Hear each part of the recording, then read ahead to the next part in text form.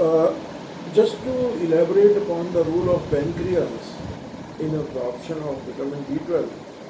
Now, when the vitamin B12 which reaches the stomach, it is bound to a substance called haptocorin, and haptocorin is degraded by the intestinal enzymes, and vitamin B12 is released from this haptocorin protein, and subsequently it is bound to the intrinsic factor which was produced by the stomach parietal cells, and till the time the vitamin B12 is absorbed from the terminal ileum, it remains attached to the intrinsic factor.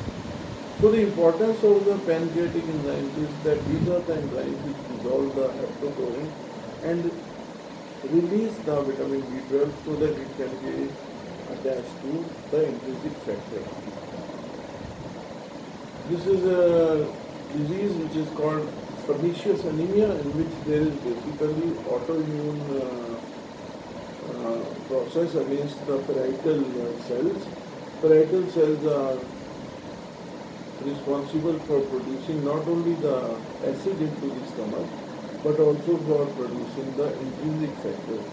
So in this disease there will be definitely malabsorption of vitamin B12 because the intrinsic factor is not available, and vitamin B12 cannot travel in the gut without getting attached to intrinsic factor, and it also leads to achlorhydria because the production of the acid is decreased.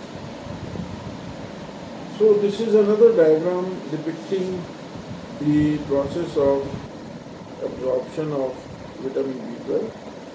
So basically the vitamin B12, it comes attached to protein in the food. Now hydrochloric acid, it dissolves and releases the vitamin B12 from the binding protein. This is the first thing. Second step is that intrinsic factor is secreted, and there is another substance which had come from the salivary gland which is called the R binder. This binds to the vitamin B12, but intrinsic factor is also sent along with this from the stomach. So three things: the stomach, the vitamin B12 bound to the R binder which was released from the salivary gland, which is also called haptocorin. R binder is also called haptocorin, and along with that the intrinsic factor freely comes out from the stomach. But as it reaches the small intestine, the pancreatic juices, they dissolve the haptocorin but attach the vitamin B12 to the intrinsic factor.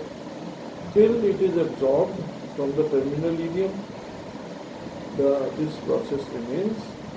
Once it is released into the blood, vitamin B12 in the blood is again attached to a protein called transcobalamin.